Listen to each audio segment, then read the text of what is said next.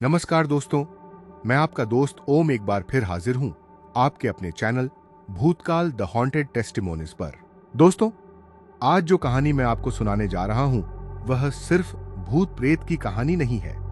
यह उन सपनों की कहानी है जो टूट गए, उन उम्मीदों की कहानी जो कुचल दी गई और उन आत्माओं की कहानी जो न्याय के लिए मौत के बाद भी भटकती रही।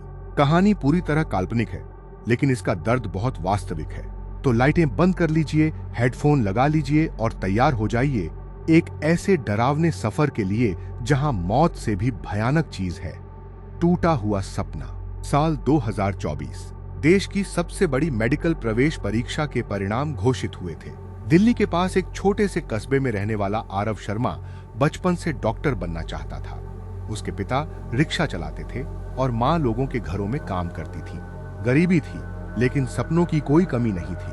आरव दिन रात पढ़ता था, दोस्त क्रिकेट खेलते थे और वह किताबों में डूबा रहता था। पड़ोस वाले कहते थे एक दिन ये लड़का बड़ा डॉक्टर बनेगा, पर परिणाम आने के दिन सब कुछ बदल गया। आरव को उम्मीद थी कि उसका चयन हो जाएगा, लेकिन जब रिजल्ट आया तो उसका नाम कहीं नहीं था। वह टूट गया। उसने बार बार अपना रोल नंबर चेक किया, फिर भी कुछ नहीं बदला।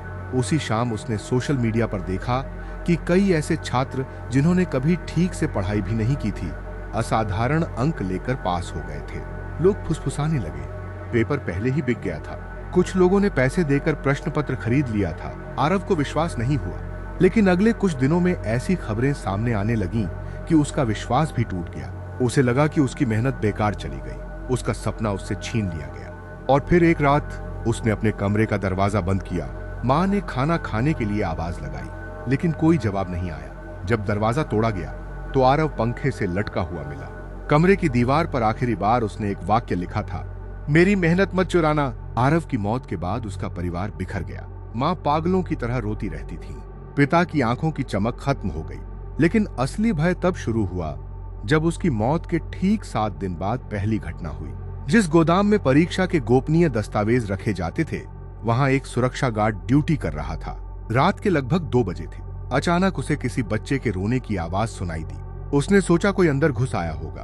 वह टॉर्च लेकर आगे बढ़ा, लेकिन वहां कोई नहीं था। फिर आवाज दोबारा आई, मेरा सपना लौटा दो। गार्ड का शरीर कांप गया। उसने टॉर्च घुमाई। अंधेरे में उसे सफेद कपड़ों में एक लड़का दिखाई दिया। लड़के की गर्दन अजीब तरह से झुकी हुई थी, जैसे किसी ने फांसी लगाई हो। गार्ड चीख पड़ा, लेकिन अगले ही पल वह आकृति गायब हो गई। सुबह गार्ड ने नौकरी छोड़ दी। लोगों ने समझा कि वह मानसिक रूप से परेशान होगा, लेकिन यह तो शुरुआत थी। कुछ ही दिनों बाद उस इमारत में काम करने वाले एक अधिकारी की लाश रिकॉर्ड रूम में मिली। कमरा अंदर से बंद था। कोई संघर्ष के निशान नहीं थे, लेकिन दीवार पर खून से लिखा था, मेरी मेहनत मत चुराना। पुलिस हैरान थी। मीडिया में खबर फैल गई। फिर दूसरा आदमी मरा, फिर तीसरा, और हर बार वही संदेश। इन घटनाओं की जांच करने पहुंची पत्रकार निशा वर्मा। निशा भूत प्रेत पर विश्वास नहीं करती थी। उसे लगता था कि कोई इंसान ये सब कर रहा है, लेकिन धीरे धीरे उसे एहसास होने लगा कि मामला साधारण नहीं है। एक रात वह रिकॉर्ड रूम में छिपकर बैठ गई। घड़ी में 12 बजे। कमरे का तापमान अचानक गिर गया। कंप्यूटर अपने आप चालू हो गए। स्क्रीन पर हजारों छात्रों के रोल नंबर दिखाई देने लगे, फिर एक एक करके गायब होने लगे, जैसे कोई अदृश्य हाथ उन्हें मिटा रहा हो। निशा डर गई और तभी उसे पीछे से आवाज सुनाई दी, न्याय चाहिए। उसने पलट कर देखा, वहां वही लड़का खड़ा था, फांसी के निशान के साथ, आरव। निशा की सांसें रुक गईं, लेकिन आश्चर्य की बात यह थी कि आरव ने उसे कोई नुकसान नहीं पहुंचाया। उसने सिर्फ एक बात कही, सच दुनिया तक पहुंचाओ, और फिर गायब हो गया। अगले कई हफ्तों तक निशा जांच करती रही। धीरे धीरे उसे पता चला कि घोटाला बहुत बड़ा था। कुछ लोगों ने लालच में आकर छात्रों के भविष्य का सौदा किया था, लेकिन उससे भी भयानक बात यह थी कि आरव अकेला नहीं था। देश भर में कई छात्र टूट चुके थे। कुछ अवसाद में चले गए, कुछ ने अपनी जान दे दी। उन सभी की पीड़ा जैसे एक ऊर्जा बन गई थी, और वह ऊर्जा अब न्याय चाहती थी। एक रात निशा फिर उसी भवन में पहुंची। इस बार वह अकेली नहीं थी, उसके साथ कैमरा टीम थी। जैसे ही उन्होंने रिकॉर्डिंग शुरू की, पूरी इमारत की बिजली चली गई। चारों तरफ अंधेरा, फिर गलियारों में कदमों की आवाजें, सैकड़ों कदम, जैसे हजारों छात्र एक साथ चल रहे हों। और फिर अंधेरे में दर्जनों आकृतियां दिखाई देने लगी। लड़के, लड़कियां, सभी सफेद कपड़ों में, सभी की आंखों में दर्द। सभी एक ही बात कह रहे थे, हमारे सपने वापस करो। कैमरामैन बेहोश हो गया, लेकिन कैमरा चलता रहा। अगली सुबह जब फुटेज देखी गई तो उन आकृतियों का कोई निशान नहीं था, लेकिन आवाज साफ रिकॉर्ड हुई थी। निशा ने वह रिपोर्ट प्रसारित कर दी। देश भर में हंगामा मच गया। पुराने रिकॉर्ड खंगाले गए, दोषियों की जांच शुरू हुई, कई लोगों को गिरफ्तार किया गया। सच्चाई धीरे धीरे सामने आने लगी। जिस दिन अंतिम आरोपी गिरफ्तार हुआ, उस रात पहली बार उस इमारत में कोई आवाज नहीं आई, कोई रोना नहीं, कोई फुसफुसाहट नहीं, कुछ नहीं, मानो आत्माओं को शांति मिल गई हो। लेकिन कहानी यहीं खत्म नहीं होती। आज भी उस पुरानी इमारत के पास रहने वाले लोग दावा करते हैं कि हर साल परीक्षा परिणाम वाले दिन रात के ठीक 2 बजे वहां एक लड़का दिखाई देता है, सफेद कपड़ों में, गर्दन झुकी हुई, चेहरे पर उदासी, और वह सिर्फ एक बात कहता है, मेहनत का हक मत छीनो। फिर धीरे धीरे अंधेरे में गायब हो जाता है। उस घटना के बाद निशा को लगा था कि सब कुछ खत्म हो चुका है, दोषी पकड़े जा चुके थे, जांच पूरी हो चुकी थी, और जिन आत्माओं को न्याय चाहिए था उन्हें शायद शांति मिल गई थी। लेकिन वह गलत थी, क्योंकि असली भय अभी शुरू हुआ था। गिरफ्तार किए गए लोगों में से एक व्यक्ति था विक्रम मल्होत्रा। वह घोटाले की पूरी कड़ी का सबसे बड़ा खिलाड़ी माना जाता था, लेकिन उसके खिलाफ कोई ठोस सबूत नहीं मिला था। कुछ ही दिनों में वह जमानत पर बाहर आ गया। पत्रकारों से घिरा हुआ वह अदालत के बाहर हंस रहा था। उसने कैमरे की तरफ देखकर कहा, भूत प्रेत जैसी कोई चीज नहीं होती, यह सब लोगों को डराने का खेल है। उसकी बात टीवी पर लाइव प्रसारित हुई। उसी रात पहली बार उसके घर में अजीब घटनाएं शुरू हुई। रात के लगभग 3 बजे विक्रम अपने आलीशान बंगले में सो रहा था। अचानक उसकी आंख खुल गई। उसे लगा जैसे कोई उसके कमरे में खड़ा है। कमरे में घुप अंधेरा था, लेकिन खिड़की के पास उसे एक परछाई दिखाई दी। वह उठा, लाइट ऑन की, कोई नहीं था। उसने राहत की सांस ली। तभी उसकी नजर दीवार पर गई। दीवार पर लाल रंग से कुछ लिखा था, मेरी मेहनत मत चुराना। विक्रम का चेहरा सफेद पड़ गया। उसने तुरंत नौकरों को बुलाया, लेकिन जब वे कमरे में आए तो दीवार बिल्कुल साफ थी, जैसे वहां कभी कुछ लिखा ही ना हो। अगली रात विक्रम ने अपने कमरे में 4 सीसीटीवी कैमरे लगवा दिए, सुरक्षा गार्ड बढ़ा दिए। पूरा घर निगरानी में था। उसे विश्वास था कि अब सच सामने आ जाएगा। लेकिन रात 2 बजे कैमरों की रिकॉर्डिंग अचानक बंद हो गई, ठीक 3 मिनट के लिए, सिर्फ 3 मिनट। जब रिकॉर्डिंग दोबारा शुरू हुई तो विक्रम अपने बिस्तर के नीचे बेहोश पड़ा था। उसकी गर्दन पर फांसी के रस्से जैसे निशान थे। होश में आने के बाद उसने जो बताया, उसे सुनकर पुलिस भी सन्न रह गई। उसने कहा, मैंने उसे देखा था। किसे? उसी लड़के को। उसकी गर्दन टूटी हुई थी, उसकी आंखें पूरी तरह सफेद थीं, और उसके पीछे सैकड़ों बच्चे खड़े थे। पुलिस ने इसे मानसिक तनाव माना, लेकिन घटनाएं बढ़ती गईं। अब सिर्फ विक्रम नहीं, बल्कि घोटाले से जुड़े कई लोगों के साथ यही होने लगा। रात में बच्चों के रोने की आवाजें, दीवारों पर रहस्यमयी संदेश, और सपनों में एक ही चेहरा, आरव। इसी बीच निशा को एक गुमनाम पार्सल मिला। उसके अंदर एक पुरानी डायरी थी। डायरी किसी सरकारी कर्मचारी की थी। उस कर्मचारी की मृत्यु वर्षों पहले हो चुकी थी। डायरी के आखिरी पन्नों में जो लिखा था, उसे पढ़कर निशा के हाथ कांपने लगे। उसमें लिखा था, यह सिर्फ पेपर लीक नहीं है, इस इमारत के नीचे कुछ छिपाया गया है। अगर सच बाहर आया तो बहुत लोग मरेंगे। निशा तुरंत उस पुराने परीक्षा भवन पहुंची। इमारत अब बंद पड़ी थी, चारों तरफ सन्नाटा था। लेकिन जैसे ही वह बेसमेंट में पहुंची, उसे अजीब सी बदबू महसूस हुई, सड़ी हुई मिट्टी जैसी। दीवारों पर नमी थी, और कई जगहों पर खरोंच के निशान बने हुए थे, जैसे किसी ने अंदर से बाहर निकलने की कोशिश की हो। बेसमेंट के सबसे आखिरी हिस्से में उसे एक पुराना लोहे का दरवाजा मिला। दरवाजे पर जंग लगी हुई थी, लेकिन सबसे डरावनी बात यह थी कि उस पर उंगलियों के निशान थे, ताजा उंगलियों के निशान, जैसे अभी अभी किसी ने उसे छुआ हो। निशा ने हिम्मत करके दरवाजा खोला। अंदर घुप अंधेरा था। उसने टॉर्च जलाई, और अगले ही पल उसकी चीख निकल गई। कमरे की चारों दीवारों पर हजारों रोल नंबर लिखे हुए थे, हजारों, और उन सभी के ऊपर एक ही वाक्य लिखा था, यहाँ सपने दफन हैं।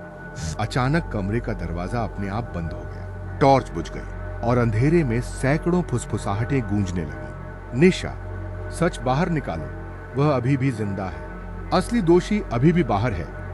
निशा का दिल तेजी से धड़कने लगा। कौन था वह? अगर सभी आरोपी पकड़े जा चुके थे, तो फिर आत्माएं किसकी बात कर रही थीं? तभी अंधेरे में एक ठंडी हथेली ने उसके कंधे को छुआ, और उसके कान में एक आवाज आई, तहखाने के नीचे एक और तहखाना है। वहीं से सब शुरू हुआ था, और उसी क्षण जमीन उसके पैरों के नीचे हल्की सी हिलने लगी, मानो नीचे कोई जाग चुका हो। निशा के पैरों के नीचे जमीन लगातार कांप रही थी। पहले हल्का कंपन हुआ, फिर ऐसा लगा जैसे नीचे कहीं कोई भारी चीज घिसट रही हो। कमरे में मौजूद फुसफुसाहटें अचानक बंद हो गईं। पूरा तहखाना एक अजीब सन्नाटे में डूब गया और फिर धड़ाम, दीवार का एक हिस्सा अपने आप टूटकर नीचे गिर पड़ा। धूल का गुब्बार पूरे कमरे में फैल गया। निशा घबरा कर पीछे हट गई। जब धूल छंटी तो उसके सामने एक संकरा रास्ता दिखाई दिया, एक ऐसा रास्ता जो आधिकारिक नक्शों में कहीं दर्ज नहीं था। उसने कांपते हाथों से टॉर्च उठाई और अंदर कदम रखा। रास्ता बहुत पुराना था, दीवारों पर सीलन जमी हुई थी, कई जगह पानी टपक रहा था। जैसे जैसे वह अंदर बढ़ती गई, हवा और ठंडी होती गई। कुछ मीटर आगे जाने पर उसे दीवार पर पुराने अखबारों की कतरनें चिपकी दिखाई दी। सभी खबरें अलग अलग वर्षों की थीं, लेकिन उनमें एक समानता थी। हर खबर किसी छात्र की रहस्यमयी मौत से जुड़ी थी। 2018, 2019, 2021, 2023, हर साल, हर बार कोई न कोई मेधावी छात्र अचानक मर गया था और हर मामले को आत्महत्या कहकर बंद कर दिया गया था। निशा का गला सूख गया। क्या यह सब सिर्फ संयोग था या किसी ने जानबूझकर इन मामलों को दबाया था? उसी समय उसे आगे से धीमी रोशनी दिखाई दी। वह सावधानी से आगे बढ़ी और जो उसने देखा उससे उसके पैरों तले जमीन खिसक गई। सामने एक विशाल गोलाकार कमरा था। कमरे के बीचों बीच लोहे की एक पुरानी कुर्सी रखी हुई थी। उसके चारों तरफ सैकड़ों मोमबत्तियां जली हुई थीं। लेकिन सबसे भयावह बात यह थी कि वहां कोई इंसान मौजूद नहीं था। फिर भी मोमबत्तियां जल रही थीं, मानो अभी अभी किसी ने उन्हें जलाया हो। कुर्सी के पीछे दीवार पर एक विशाल काला निशान बना हुआ था। निशा ने टॉर्च की रोशनी उस पर डाली और उसकी सांस अटक गई। वह कोई साधारण निशान नहीं था, वह हजारों छात्रों के रोल नंबरों से बना हुआ एक चेहरा था। एक विकृत चेहरा जिसकी आंखों से खून टपकता हुआ दिखाई देता था। अचानक कमरे का तापमान शून्य के करीब पहुंच गया। निशा की सांसों से धुआं निकलने लगा और तभी उसे पीछे किसी के खड़े होने का एहसास हुआ। धीरे धीरे उसने गर्दन घुमाई। उसके पीछे आरव खड़ा था, लेकिन इस बार वह वैसा नहीं दिख रहा था जैसा पहले दिखता था। उसका चेहरा पीला पड़ चुका था, आंखों के नीचे काले गड्ढे बन गए थे और सबसे डरावनी बात, उसके पीछे दर्जनों आत्माएं खड़ी थीं। लड़के, लड़कियां, सभी अलग अलग उम्र के, सभी के चेहरों पर दर्द। निशा डर गई, लेकिन आरव ने इस बार भी उसे नुकसान नहीं पहुंचाया। उसने सिर्फ अपना हाथ उठाया और कमरे की एक दीवार की तरफ इशारा किया। दीवार पर अचानक दृश्य उभरने लगे, जैसे कोई फिल्म चल रही हो। निशा ने देखा कुछ लोग एक बंद कमरे में बैठे हैं। टेबल पर नोटों के बंडल रखे हैं, कुछ गोपनीय फाइलें इधर उधर फैली हुई हैं। किसी परीक्षा की जानकारी बेची जा रही है, किसी का भविष्य पैसों के बदले सौंपा जा रहा है। लेकिन तभी दृश्य बदल गया। अब उसने देखा कि उन्हीं लोगों में से कुछ एक दूसरे से डर रहे हैं। वे बार बार किसी अदृश्य शक्ति का नाम ले रहे थे, जैसे उन्होंने कोई ऐसी गलती कर दी हो जिसे सुधारा नहीं जा सकता। फिर एक आदमी चिल्लाया, हमने सिर्फ प्रश्न पत्र बेचा था, हमने उन्हें नहीं मारा। कमरे में मौजूद आत्माओं ने एक साथ चीख मारी, इतनी भयानक चीख कि निशा के कानों से खून निकलने लगा। मोमबत्तियां बुझ गईं, अंधेरा छा गया और उसी अंधेरे में एक नई आवाज गूंजी। यह आवाज आरव की नहीं थी, न किसी छात्र की। यह आवाज बहुत भारी थी, बहुत पुरानी, मानो वर्षों से धरती के नीचे कैद कोई चीज बोल रही हो। वे झूठ बोल रहे हैं, उन्हें मौतों का सच पता था, उन्होंने सब छिपाया। निशा का दिल जोर जोर से धड़कने लगा। कौन बोल रहा था? क्या कोई और आत्मा भी थी या फिर कुछ और? अचानक जमीन फटने लगी, कमरे के बीचों बीच दरार पड़ गई। मोमबत्तियां अपने आप दोबारा जल उठीं और उस दरार के भीतर से एक लोहे का संदूक धीरे धीरे ऊपर आने लगा। संदूक पर मोटी जंजीरें बंधी थीं, जंग लगे ताले लगे हुए थे। लेकिन जैसे ही वह पूरी तरह ऊपर आया, सभी ताले एक साथ टूट गए। संदूक का ढक्कन अपने आप खुल गया। अंदर पुरानी फाइलें भरी हुई थीं, वीडियो रिकॉर्डिंग्स, गुप्त दस्तावेज और कुछ ऐसी तस्वीरें जिन्हें देखकर निशा की चीख निकल गई। क्योंकि उन तस्वीरों में सिर्फ घोटाले के सबूत नहीं थे, उनमें कई छात्रों की मौतों के असली कारण दर्ज थे। ऐसे कारण जिन्हें कभी दुनिया के सामने आने ही नहीं दिया गया था। और सबसे ऊपर रखे एक कागज पर लाल स्याही से लिखा था, भागो! वह जाग चुका है। उसी क्षण सुरंग के सबसे अंधेरे हिस्से से किसी भारी चीज के चलने की आवाज आने लगी और इस बार वह आवाज इंसान की नहीं लग रही थी। हर कदम के साथ पूरी सुरंग कांप रही थी। निशा की टॉर्च की रोशनी बार बार झिलमिला रही थी। कमरे में मौजूद सभी आत्माएं एक साथ पीछे हटने लगीं। यह देखकर निशा के शरीर में सिहरन दौड़ गई। अब तक उसने आत्माओं को लोगों को डराते देखा था, लेकिन पहली बार वह आत्माओं को किसी और चीज से डरते हुए देख रही थी। आरव का चेहरा बदल गया। उसकी आंखों में पहली बार भय दिखाई दी। उसने निशा की ओर देखा और धीरे से कहा, भाग जाओ। लेकिन तब तक बहुत देर हो चुकी थी। सुरंग के अंधेरे छोर पर दो लाल चमकती आंखें दिखाई दी। वे आंखें किसी इंसान की नहीं थीं।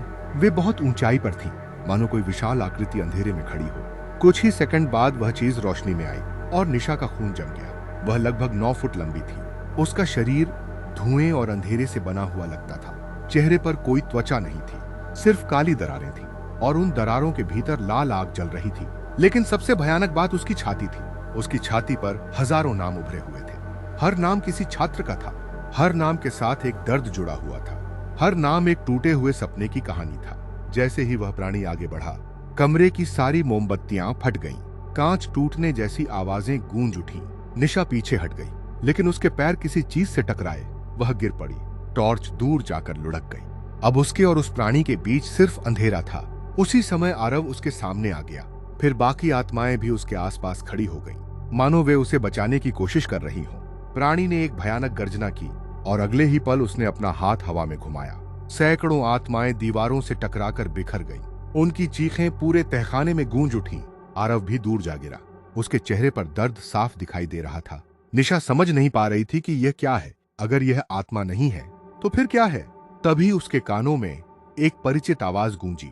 वह उसी डायरी वाले कर्मचारी की आवाज थी, लेकिन इस बार वह कहीं दिखाई नहीं दे रहा था। यह कोई भूत नहीं है, यह उन सबके दर्द से पैदा हुआ है। वर्षों तक दबाए गए अन्याय ने इसे जन्म दिया। हर टूटा सपना इसे और शक्तिशाली बनाता गया। निशा का दिल तेजी से धड़कने लगा।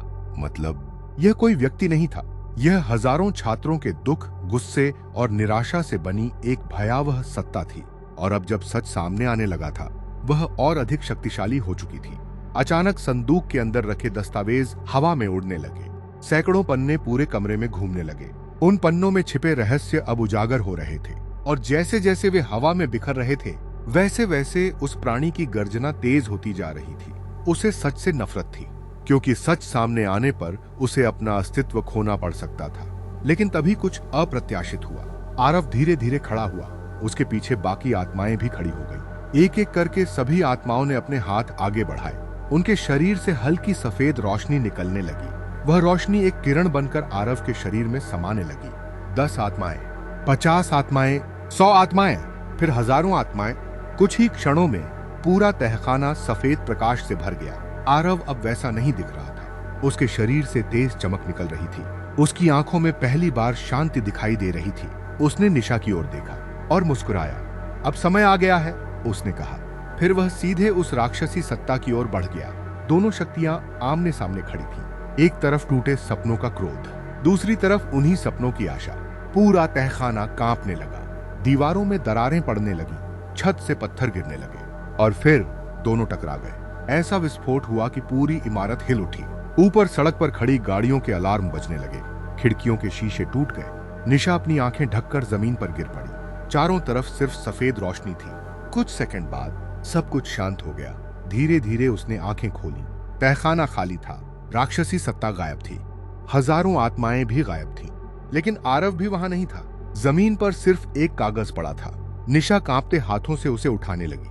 कागज पर सिर्फ एक पंक्ति लिखी थी, सच अभी पूरा बाहर नहीं आया है और जो सबसे बड़ा रहस्य है वह अभी भी जिंदा है। अचानक उसके पीछे किसी ने फुसफुसाकर कहा, ऊपर देखो। निशा ने धीरे धीरे सिर उठाया। तहखाने की छत पर उल्टा लटका हुआ एक चेहरा उसे घूर रहा था और वह चेहरा आरव का नहीं था। निशा का गला सूख गया। उसने टॉर्च की रोशनी ऊपर डाली, लेकिन अगले ही पल उसका हाथ कांपने लगा। छत से उल्टा लटका हुआ चेहरा धीरे धीरे मुस्कुरा रहा था।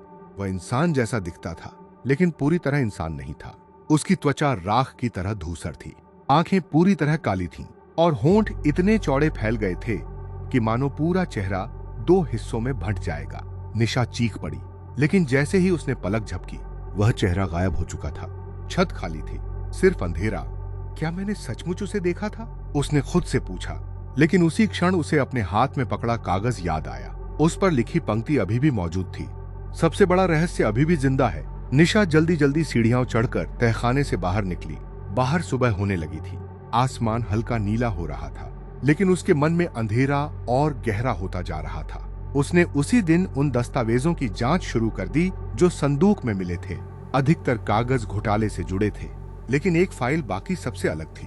उस पर सिर्फ एक शब्द लिखा था, परियोजना 7। फाइल के अंदर बहुत कम जानकारी थी, मानो किसी ने जानबूझकर अधिकांश पन्ने निकाल दिए हों। लेकिन जो कुछ बचा था वह डराने के लिए काफी था। एक पन्ने पर लिखा था, विषय सफल नहीं हुआ, मानसिक दबाव अपेक्षा से अधिक था, व्यक्ति ने आत्महत्या कर ली। दूसरे पन्ने पर विषय संख्या 12 अस्थिर हो चुका है, उसे सामान्य समाज में वापस नहीं भेजा जा सकता।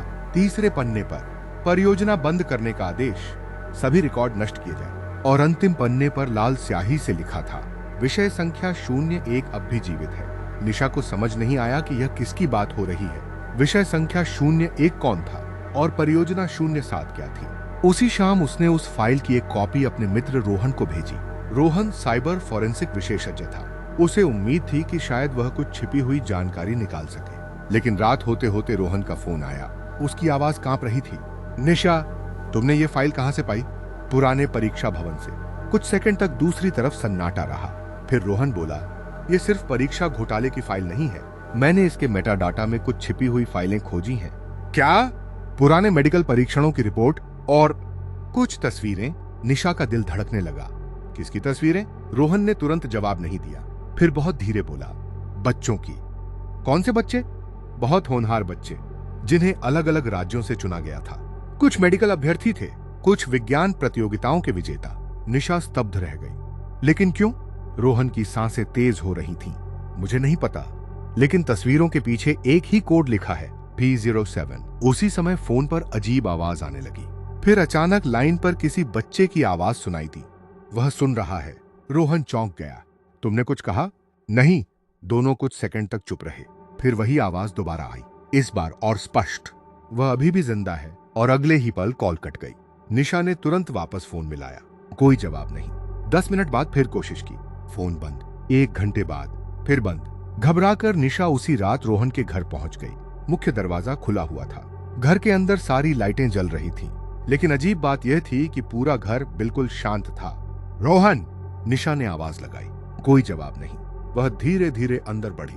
ड्राइंग रूम खाली था, किचन खाली था, स्टडी रूम भी खाली था। फिर उसे ऊपर वाले कमरे से कुछ टपकने की आवाज सुनाई दी। टप टप टप। उसका दिल जोर जोर से धड़कने लगा। वह सीढ़ियां चढ़कर ऊपर पहुंची और कमरे का दरवाजा खोला। कमरे के अंदर जो दृश्य था, उसे देखकर उसकी चीख निकल गई। पूरी दीवार पर लाल रंग से एक ही वाक्य लिखा हुआ था, विषय संख्या 01 जाग चुका है। कमरे के बीचों बीच रोहन की कुर्सी पड़ी थी। कंप्यूटर अभी भी चालू था। स्क्रीन पर वही फाइल खुली हुई थी, लेकिन रोहन वहां नहीं था। अचानक कंप्यूटर स्क्रीन अपने आप बदल गई। एक पुरानी काली सफेद तस्वीर उभरी।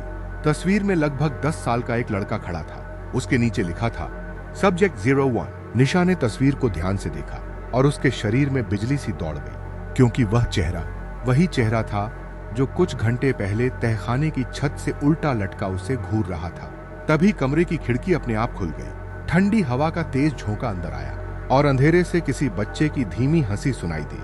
अब तुम भी मुझे ढूंढ रही हो, जैसे बाकी सब ढूंढते रहे, लेकिन कोई मुझे ढूंढकर वापस नहीं गया। निशा का पूरा शरीर सुन्न पड़ चुका था। कंप्यूटर स्क्रीन पर दिखाई दे रही तस्वीर उसे घूरे जा रही थी।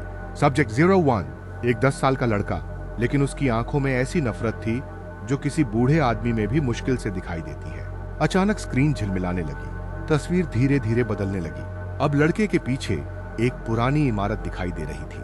टूटी हुई खिड़कियां, जंग लगा मुख्य गेट और दीवार पर फीके अक्षरों में लिखा नाम, मानसिक अनुसंधान केंद्र, शिवपुर। निशा तुरंत स्क्रीन की फोटो लेने लगी, लेकिन जैसे ही उसने तस्वीर सेव की, स्क्रीन काली हो गई। उसी समय उसके फोन पर एक नया संदेश आया।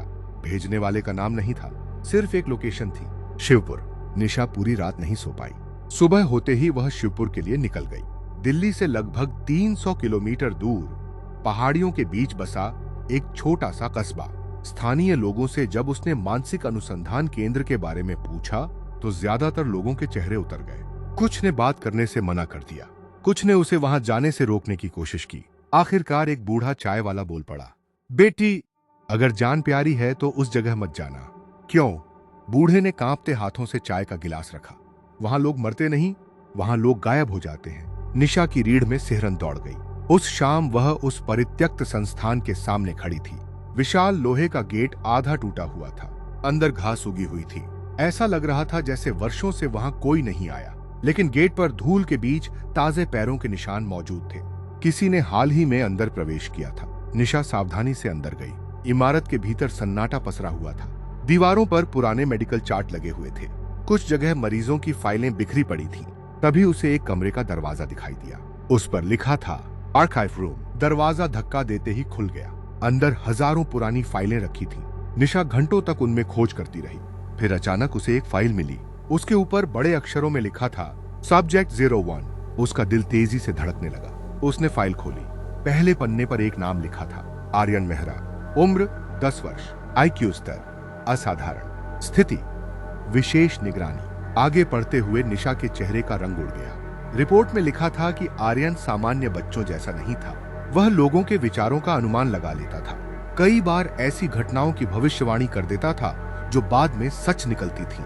शुरू में वैज्ञानिकों ने इसे प्रतिभा समझा, लेकिन धीरे धीरे चीजें बदलने लगी। जहां भी आर्यन जाता, अजीब घटनाएं होने लगती। बत्तियां अपने आप बुझ जाती, कांच टूट जाते, लोगों को भयानक सपने आने लगते। और सबसे डरावनी बात, जिस किसी से भी आर्यन नफरत करता, कुछ दिनों के भीतर उसके साथ कोई न कोई दुर्घटना हो जाती। फाइल के अंतिम पन्ने पर एक चेतावनी लिखी थी, विषय अत्यधिक खतरनाक है। मानसिक क्षमताएं अज्ञात सीमा तक विकसित हो चुकी हैं। यदि नियंत्रण असंभव हो जाए तो फैसिलिटी ब्लैक प्रोटोकॉल लागू किया जाए। निशा यह पढ़ ही रही थी कि पीछे से किसी ने धीरे से कहा, तुम्हें यह फाइल नहीं पढ़नी चाहिए थी। निशा का खून जम गया। कमरे में तो वह अकेली थी। उसने धीरे धीरे पीछे मुड़कर देखा और अगले ही पल उसकी सांस रुक गई। दरवाजे पर रोहन खड़ा था, लेकिन यह वही रोहन नहीं था जिसे वह जानती थी। उसकी आंखें पूरी तरह काली हो चुकी थीं, चेहरा पीला पड़ गया था और उसके होठों पर एक अजीब मुस्कान थी। रोहन? रोहन मुस्कुराया। नहीं निशा, रोहन अब बहुत दूर जा चुका है। फिर उसकी आवाज अचानक बदल गई। वह किसी बच्चे की आवाज बन गई, वही आवाज जो फोन पर सुनाई दी थी। मैंने कहा था ना, जो मुझे ढूंढता है वह वापस नहीं जाता। और तभी पूरे आर्काइव रूम के दरवाजे एक साथ बंद हो गए। ऊपर लगी ट्यूब लाइटें लाल रंग में बदल गईं और फाइलों की अलमारियों के बीच से दर्जनों काली परछाइयां निकलने लगीं, जो सीधे निशा की ओर बढ़ रही थीं। अलमारियों के बीच से निकल रही काली परछाइयां धीरे धीरे निशा को घेरने लगीं। उनका कोई स्पष्ट आकार नहीं था। वे धुएं जैसी थीं, लेकिन उनकी आंखें दिखाई दे रही थीं, सैकड़ों आंखें, और उन सभी में एक जैसा दर्द था। निशा पीछे हटने लगी, लेकिन पीछे दीवार थी। अब भागने का कोई रास्ता नहीं बचा था। रोहन, या जो भी उसके शरीर के भीतर था, धीरे धीरे उसकी ओर बढ़ने लगा। उसके चेहरे पर वही डरावनी मुस्कान थी। तुम सच जानना चाहती थी ना निशा? उसने कहा। तो सुनो। कमरे की सारी फाइलें अचानक हवा में उड़ने लगी। पन्ने बवंडर की तरह चारों ओर घूमने लगे और फिर निशा के सामने दृश्य बदलने लगे। उसे लगा जैसे वह आर्काइव रूम में नहीं, बल्कि अतीत में खड़ी हो। साल 2008, एक प्रयोगशाला, सफेद कोट पहने वैज्ञानिक, कांच के कमरों में बैठे बच्चे, और उन बच्चों में सबसे अलग था आर्यन मेहरा, सब्जेक्ट 01। आर्यन बाकी बच्चों की तरह नहीं था। वह बेहद शांत रहता था, ज्यादातर समय खिड़की के बाहर देखता रहता, लेकिन उसकी फाइलों में दर्ज घटनाएं भयावह थीं। कई वैज्ञानिक दावा करते थे कि आर्यन बिना बोले लोगों के विचार सुन सकता था। एक डॉक्टर ने अपनी रिपोर्ट में लिखा था, वह मेरे मन में चल रही बातों का जवाब दे देता है, जबकि मैंने कुछ कहा ही नहीं होता। दूसरे डॉक्टर ने लिखा, जब वह गुस्सा होता है तो आसपास की वस्तुएं अपने आप हिलने लगती हैं। तीसरे डॉक्टर की रिपोर्ट अधूरी थी, क्योंकि वह रिपोर्ट लिखने के 3 दिन बाद रहस्यमयी परिस्थितियों में मर गया था। निशा कांपने लगी, लेकिन सबसे बड़ा झटका अभी बाकी था। अगला दृश्य सामने आया। एक रात, उसी संस्थान की प्रयोगशाला। वैज्ञानिकों का एक समूह किसी बड़े परीक्षण की तैयारी कर रहा था। उनका उद्देश्य था आर्यन की मानसिक शक्ति को और बढ़ाना। उन्हें लगता था कि वे मानव मस्तिष्क की सीमाएं तोड़ सकते हैं, लेकिन प्रयोग गलत हो गया, बहुत गलत। जैसे ही मशीनें चालू हुईं, पूरी इमारत की बिजली चली गई, सुरक्षा कैमरे बंद हो गए, और अगले 6 मिनट तक क्या हुआ उसका कोई रिकॉर्ड मौजूद नहीं था। जब बिजली वापस आई तो प्रयोगशाला का दृश्य देखकर सभी की रूह कांप गई। कमरे के अंदर मौजूद 9 वैज्ञानिक मर चुके थे। किसी के शरीर पर चोट का निशान नहीं था, लेकिन उनके चेहरों पर ऐसा आतंक था मानो उन्होंने मौत से भी भयानक कुछ देख लिया हो। और आर्यन गायब था। बस उसी दिन से प्रोजेक्ट 07 बंद कर दिया गया। सरकारी रिकॉर्ड में लिखा गया, आग लगने से संस्थान नष्ट हो गया, लेकिन सच्चाई कुछ और थी। आर्यन कभी मरा नहीं था, वह कहीं छिप गया था और वर्षों तक छाया की तरह दुनिया को देखता रहा। फिर अचानक दृश्य टूट गया। निशा वापस आर्काइव रूम में थी। उसका दिल इतनी तेजी से धड़क रहा था कि उसे अपनी सांसें सुनाई दे रही थीं। लेकिन इसका परीक्षा घोटाले से क्या संबंध है? उसने चीख कर पूछा। रोहन के चेहरे पर मुस्कान और चौड़ी हो गई। यही तो सबसे दिलचस्प हिस्सा है। उसने हाथ उठाया। हवा में एक और तस्वीर उभरी। तस्वीर देखकर निशा की आंखें फैल गईं। वह पुराने परीक्षा भवन की तस्वीर थी और उसके नीचे लिखा था निर्माण वर्ष 2010, यानी वही साल जब प्रोजेक्ट 7 बंद हुआ था। रोहन ने धीरे से कहा, वह परीक्षा भवन उसी जमीन पर बनाया गया था जहां प्रोजेक्ट 7 की प्रयोगशाला दफन की गई थी। निशा के पैरों तले जमीन खिसक गई। उसे अचानक सब समझ आने लगा। वर्षों से छात्रों का दर्द, आत्महत्याएं, तहखाने में भटकती आत्माएं, सब उसी जगह पर जमा होते गए थे और वह ऊर्जा धीरे धीरे किसी को और शक्तिशाली बना रही थी, किसी ऐसे को जो पहले से ही असाधारण था। सब्जेक्ट 01। तभी अचानक आर्काइव रूम की सारी खिड़कियां एक साथ टूट गईं। कांच के टुकड़े हवा में तैरने लगे। कमरे का तापमान तेजी से गिरने लगा और पहली बार निशा ने उसे देखा। असली सब्जेक्ट 01 वह रोहन नहीं था। वह कमरे के सबसे अंधेरे कोने में खड़ा था। अब वह बच्चा नहीं दिखता था, लेकिन बूढ़ा भी नहीं था। उसका चेहरा समय से परे लगता था। काली आंखें, पीली त्वचा और होंठों पर वही शांत मुस्कान। वह कुछ सेकंड तक निशा को देखता रहा। फिर उसने धीरे से कहा, तुमने बहुत कुछ जान लिया है, लेकिन अभी तक ये नहीं समझी कि असली राक्षस मैं नहीं हूं। असली राक्षस तो वे लोग हैं जो सपनों को खरीदते और बेचते हैं। उसकी आवाज पूरे कमरे में गूंजने लगी और उसी क्षण इमारत के बाहर से सायरनों की आवाज आने लगी। किसी ने पुलिस को सूचना दे दी थी, लेकिन सब्जेक्ट 01 मुस्कुराया। अब खेल शुरू होगा। और अगले ही पल वह हवा में धुएं की तरह घुलकर गायब हो गया। लेकिन जाते जाते उसने एक आखिरी वाक्य छोड़ा, आज रात 12 बजे पुराने परीक्षा भवन में मिलते हैं। पुराने परीक्षा भवन में मिलते हैं। यह वाक्य निशा के कानों में बार बार गूंज रहा था। पुलिस कुछ ही मिनटों में संस्थान पहुंच गई, लेकिन तब तक सब कुछ सामान्य हो चुका था। न रोहन था, न सब्जेक्ट 01, न कोई काली परछाई। कमरे में सिर्फ निशा खड़ी थी। उसके हाथ में प्रोजेक्ट 07 की फाइल थी और चेहरे पर ऐसा डर जिसे शब्दों में बयान करना मुश्किल था। पुलिस ने उसकी बातों पर विश्वास नहीं किया। उनके लिए यह सब एक मानसिक भ्रम था। लेकिन निशा जानती थी कि जो कुछ उसने देखा था वह वास्तविक था। उसने घड़ी देखी। शाम के 7 बज रहे थे। मतलब 12 बजे तक सिर्फ 5 घंटे बचे थे।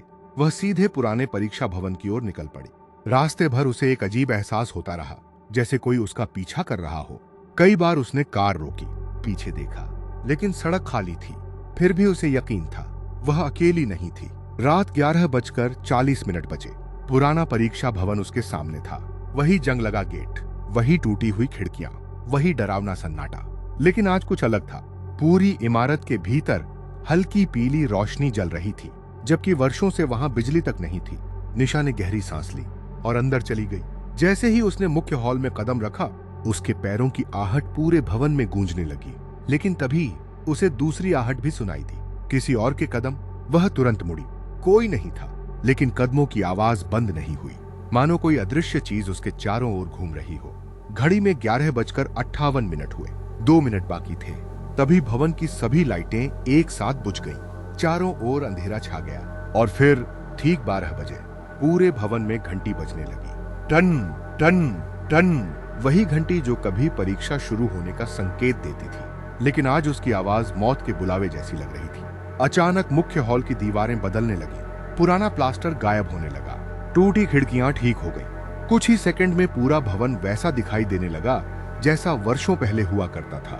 साफ सुथरा, रोशन और छात्रों से भरा हुआ। सैकड़ों छात्र, सभी अपनी सीटों पर बैठे थे, लेकिन उनकी आंखें खाली थीं। चेहरों पर कोई भाव नहीं था। और सबसे डरावनी बात, उनमें से कई चेहरों को निशा पहचानती थी।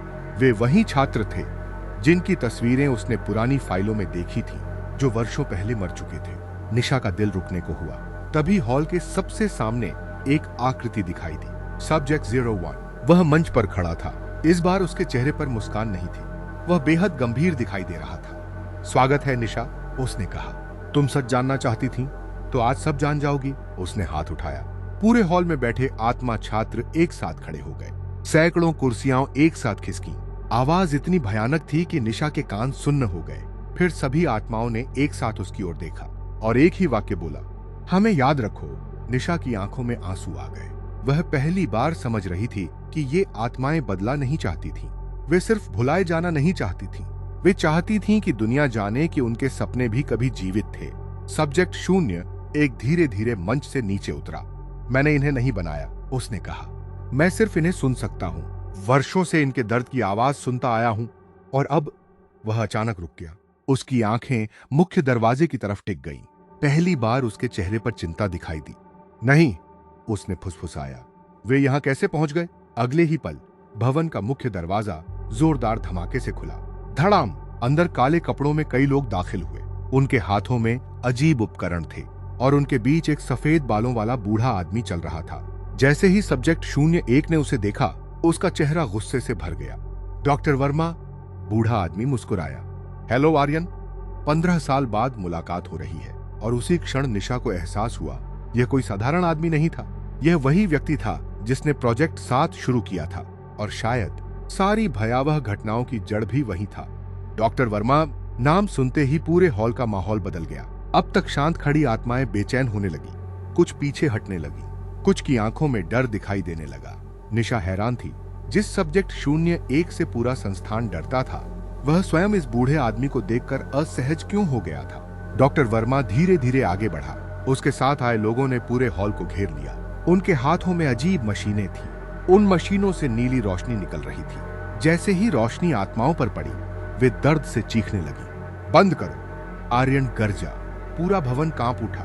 खिड़कियों के शीशे टूट गए, छत से धूल गिरने लगी। लेकिन डॉक्टर वर्मा मुस्कुराता रहा। तुम आज भी पहले जैसे ही हो आर्यन, भावुक, कमजोर। आर्यन की आंखें लाल हो गई। तुम्हारी वजह से सब मरे थे। तुमने उन बच्चों को प्रयोगशाला में कैद किया। तुमने उनकी जिंदगी छीन ली। डॉक्टर वर्मा कुछ सेकंड चुप रहा, फिर बोला, गलत। मैंने उन्हें चुना था क्योंकि वे असाधारण थे, मानव विकास का अगला कदम। लेकिन तुम, उसने उंगली आर्यन की तरफ उठाई, तुम एक गलती थे। पूरे हॉल में सन्नाटा छा गया। निशा सब कुछ सुन रही थी। अब धीरे धीरे सच्चाई सामने आ रही थी। प्रोजेक्ट 7 कोई सामान्य वैज्ञानिक प्रयोग नहीं था। वह बच्चों की असाधारण मानसिक क्षमताओं पर किया गया एक गुप्त कार्यक्रम था और आर्यन उसका पहला और सबसे शक्तिशाली विषय था। डॉक्टर वर्मा ने अपने बैग से एक पुरानी फाइल निकाली, वही फाइल जिसे वर्षों पहले नष्ट कर दिया गया माना जाता था। उसने उसे हवा में उछाल दिया। फाइल के पन्ने पूरे हॉल में बिखर गए। निशा ने उनमें से एक पन्ना उठाया और उसे पढ़ते ही उसकी सांस अटक गई। उसमें लिखा था, सब्जेक्ट 01 फाइनल रिपोर्ट, स्थिति अत्यधिक खतरनाक। विशेष टिप्पणी, विषय स्वयं खतरा नहीं है, खतरा वह मानसिक क्षेत्र है जो उसके आसपास बनता है। यदि विषय अत्यधिक भावनात्मक आघात से गुजरे तो वह आसपास की नकारात्मक भावनाओं को आकर्षित और बढ़ा सकता है। निशा का दिल धड़कने लगा। अब उसे सब समझ आने लगा था। आर्यन ने आत्माओं को नहीं बनाया था, वह सिर्फ उनके दर्द को महसूस कर सकता था। और वर्षों से छात्रों के टूटे सपनों, निराशा और दुख ने उसके आसपास एक भयावह ऊर्जा पैदा कर दी थी। वही ऊर्जा तहखाने में राक्षसी सत्ता बनकर प्रकट हुई थी। तभी अचानक हॉल की लाइटें झपकने लगीं।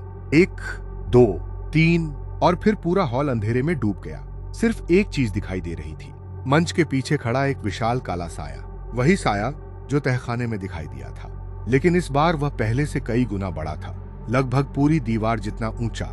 उसकी आंखें आग की तरह जल रही थीं और उसकी छाती पर हजारों नाम चमक रहे थे। जैसे ही वह प्रकट हुआ, डॉक्टर वर्मा के साथ आए लोगों के चेहरे का रंग उड़ गया।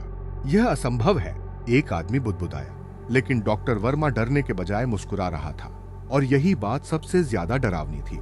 आखिरकार, उसने कहा, मैं 15 साल से इसी क्षण का इंतजार कर रहा था। निशा को यकीन नहीं हुआ। वह इस चीज से डर नहीं रहा था, वह इसे चाहता था। उसने अपने सहायकों को इशारा किया। उनकी मशीनों से तेज नीली किरणें निकलने लगी और वे सीधे उस राक्षसी सत्ता की तरफ जाने लगे। पूरे हॉल में भयानक कंपन शुरू हो गया। साया दर्द से दहाड़ने लगा, लेकिन उसकी शक्ति कम होने के बजाय बढ़ने लगी, क्योंकि उसी समय हॉल में मौजूद सैकड़ों आत्माएं चीखने लगी। उनका दर्द, उनका डर, उनकी निराशा सब उस साये में समाने लगी। निशा अचानक समझ गई, डॉक्टर वर्मा उसे नष्ट नहीं कर रहा था, वह उसे नियंत्रित करने की कोशिश कर रहा था। वर्षों पहले जो प्रयोग अधूरा रह गया था, वह आज उसे पूरा करना चाहता था। अगर वह सफल हो गया तो उसके पास हजारों आत्माओं की ऊर्जा होगी और शायद आर्यन से भी अधिक शक्ति। आर्यन ने यह समझते ही चीख मारी, निशा उसे रोको। और उसी क्षण डॉक्टर वर्मा ने अपनी जेब से एक छोटा धातु का उपकरण निकाला। उपकरण चमकने लगा, पूरे भवन की नींव हिल गई, हवा भारी हो गई और मंच के नीचे से किसी विशाल दरवाजे के खुलने जैसी आवाज आने लगी, क्योंकि प्रोजेक्ट 7 का सबसे बड़ा रहस्य अभी तक सामने नहीं आया था। मंच के नीचे से आती आवाज लगातार तेज होती जा रही थी। ऐसा लग रहा था जैसे वर्षों से बंद कोई विशाल यंत्र दोबारा चालू हो रहा हो। पूरा परीक्षा भवन कांप रहा था, दीवारों में दरारें पड़ने लगी थीं, छत से प्लास्टर टूटकर गिर रहा था। निशा ने देखा कि मंच के बीचों बीच फर्श धीरे धीरे खुल रहा है। नीचे एक गोलाकार धातु का ढांचा दिखाई दिया। वह किसी प्रयोगशाला का हिस्सा लग रहा था, लेकिन उससे भी ज्यादा डरावनी बात यह थी कि वह अब भी काम कर रहा था, 15 साल बाद भी।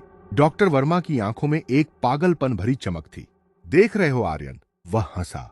तुम सोचते थे प्रोजेक्ट 7 खत्म हो गया, लेकिन मैंने कभी इसे बंद नहीं किया। मैं इंतजार कर रहा था सही ऊर्जा का, सही अवसर का। आर्यन का चेहरा कठोर हो गया। तुमने यह सब जानबूझकर होने दिया। छात्रों का दर्द, आत्महत्याएं, टूटे हुए सपने, तुम सब जानते थे। कुछ सेकंड तक डॉक्टर वर्मा चुप रहा, फिर वह मुस्कुराया और उसी मुस्कान ने निशा को डरा दिया। हाँ, पूरा हॉल सन्नाटे में डूब गया। मैं जानता था, दर्द सबसे शक्तिशाली ऊर्जा है, डर सबसे शक्तिशाली ईंधन है और हजारों टूटे हुए सपनों से बेहतर स्रोत मुझे कभी नहीं मिल सकता था। निशा का खून खौल उठा। अब सारी तस्वीर साफ थी। यह सिर्फ लालच या भ्रष्टाचार की कहानी नहीं थी, यह एक ऐसे आदमी की कहानी थी जिसने इंसानी दर्द को प्रयोगशाला के ईंधन की तरह इस्तेमाल किया था। उसी समय मंच के नीचे मौजूद मशीन पूरी तरह सक्रिय हो गई। नीली रोशनी की विशाल किरण आसमान की ओर उठी और उसी क्षण हॉल में मौजूद हर आत्मा चीख उठी। उनके शरीर से चमकती ऊर्जा निकलने लगी। वह ऊर्जा हवा में तैरती हुई सीधे मशीन की तरफ जाने लगी। आर्यन ने पूरी ताकत से उन्हें रोकने की कोशिश की, लेकिन वह अकेला था। हजारों आत्माओं का दर्द मशीन खींच रही थी और डॉक्टर वर्मा हंस रहा था। बस थोड़ा और, बस कुछ मिनट, फिर सब बदल जाएगा। तभी निशा को कुछ याद आया, वह पुरानी फाइनल रिपोर्ट। उसमें एक लाइन थी जिसे उसने पहले नजरअंदाज कर दिया था। विषय की शक्ति भावनाओं से जुड़ी है, आशा उसकी सबसे बड़ी ताकत है। निशा ने तुरंत आर्यन की तरफ देखा। वह कमजोर पड़ रहा था, उसके आसपास की रोशनी फीकी हो रही थी। लेकिन तभी उसे आरव याद आया, वह लड़का जिसने न्याय चाहा था, बदला नहीं, न्याय। निशा अचानक मंच के बीचों बीच खड़ी हो गई। सुनो, वह पूरी ताकत से चिल्लाई। उसकी आवाज पूरे हॉल में गूंज उठी। तुम सबको सुनना होगा। सैकड़ों आत्माओं की नजरें उसकी तरफ उठ गईं। तुम्हारे सपने छीने गए थे, तुम्हारे साथ अन्याय हुआ था, लेकिन तुम्हारी पहचान सिर्फ दर्द नहीं है। तुम्हारी पहचान तुम्हारी मेहनत है, तुम्हारी उम्मीदें हैं, तुम्हारे सपने हैं। डॉक्टर वर्मा चिल्लाया, उसे रोको। लेकिन बहुत देर हो चुकी थी। निशा बोलती रही, अगर तुम अपना दर्द उसे दे दोगे तो वह जीत जाएगा, अगर तुम अपनी उम्मीद वापस ले लोगे तो वह हार जाएगा।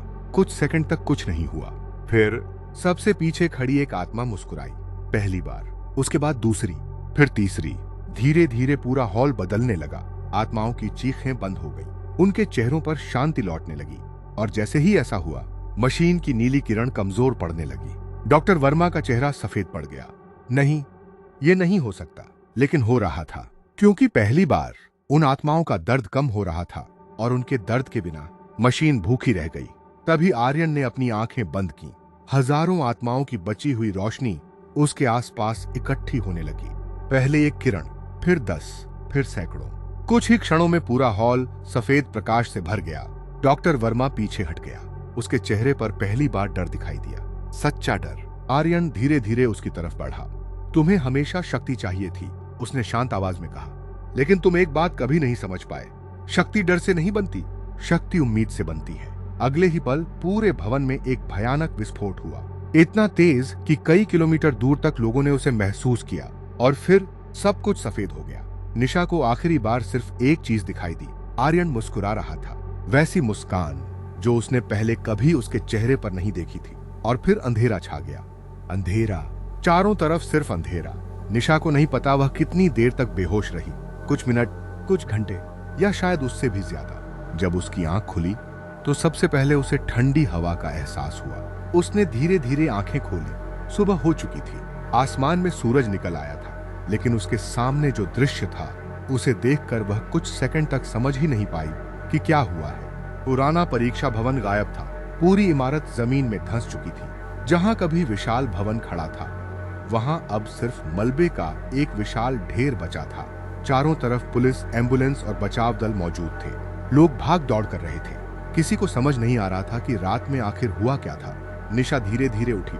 उसके शरीर पर कोई चोट नहीं थी, लेकिन उसके मन में हजारों सवाल थे। आर्यन कहाँ था? डॉक्टर वर्मा कहाँ था? और उन आत्माओं का क्या हुआ? तभी उसकी नजर मलबे के बीच पड़े एक व्यक्ति पर गई। वह डॉक्टर वर्मा था, लेकिन अब वह वैसा नहीं दिख रहा था। उसके सफेद बाल पूरी तरह झड़ चुके थे। चेहरा झुर्रियों से भर गया था। ऐसा लग रहा था जैसे कुछ घंटों में ही वह कई दशक बूढ़ा हो गया हो। डॉक्टर वर्मा अभी जीवित था, लेकिन मुश्किल से। निशा उसके पास गई। डॉक्टर वर्मा ने कांपती हुई आंखें खोली। उसके चेहरे पर अब न घमंड था, न पागलपन, न लालच, सिर्फ पछतावा। वह जीत गया, उसने फुसफुसा कर कहा। कौन? डॉक्टर वर्मा की आंखों से आंसू बह निकले।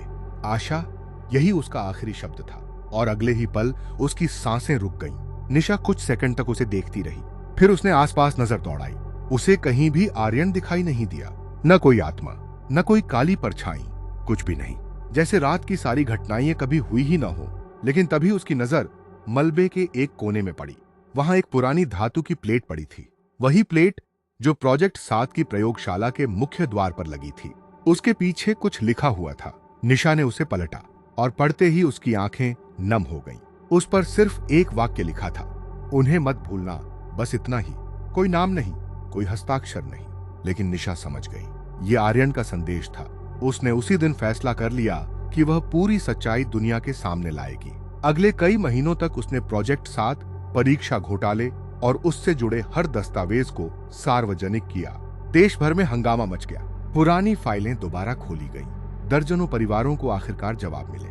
कई ऐसे छात्रों के नाम सामने आए जिन्हें दुनिया लगभग भूल चुकी थी। उनकी कहानियां फिर से सुनी गईं। उनकी मेहनत को सम्मान मिला और धीरे धीरे वह दर्द जो वर्षों से उस जगह पर जमा था कम होने लगा। समय बीतता गया। 1 साल, 2 साल, 5 साल, लेकिन निशा कभी उस रात को नहीं भूल सकी। कभी कभी वह सोचती थी, क्या आर्यन सचमुच चला गया या वह कहीं अब भी मौजूद है?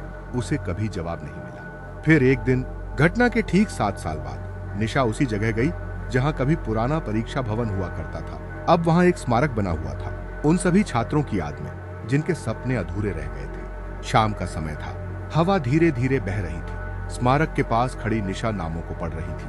तभी उसे पीछे किसी के कदमों की आवाज सुनाई दी। वह मुड़ी, लेकिन वहां कोई नहीं था। सिर्फ एक छोटा सा लड़का दूर खड़ा दिखाई दिया। लगभग 10 साल का, साधारण कपड़े, शांत चेहरा और होठों पर हल्की मुस्कान। कुछ सेकंड तक वह लड़का उसे देखता रहा। फिर उसने सिर झुकाकर अभिवादन किया और धीरे धीरे भीड़ में खो गया। निशा उसके पीछे भागी, लेकिन कुछ ही क्षणों में वह गायब हो चुका था, जैसे वह कभी वहां था ही नहीं। निशा मुस्कुराई। उसकी आंखों में आंसू थे, लेकिन इस बार वे दुख के आंसू नहीं थे। उसे लगा जैसे कहीं दूर किसी को आखिरकार शांति मिल गई है। और उस शाम, कई वर्षों बाद, पहली बार उसे पुराने परीक्षा भवन की तरफ से कोई फुसफुसाहट नहीं सुनाई दी। कोई चीख नहीं, कोई हंसी नहीं, सिर्फ हवा की आवाज और ढलते सूरज की रोशनी। क्योंकि कुछ कहानियां डर पर खत्म नहीं होती, वे न्याय पर खत्म होती हैं। और कुछ आत्माएं बदला नहीं चाहती, वे सिर्फ याद रखे जाना चाहती हैं। तो दोस्तों, अगर आपको यह कहानी पसंद आई हो तो वीडियो को लाइक जरूर करें, अपने दोस्तों और परिवार के साथ शेयर करें। और अगर आप हमारे चैनल भूतकाल द हॉन्टेड टेस्टिमोनीज पर नए हैं तो सब्सक्राइब करना बिल्कुल न भूलें।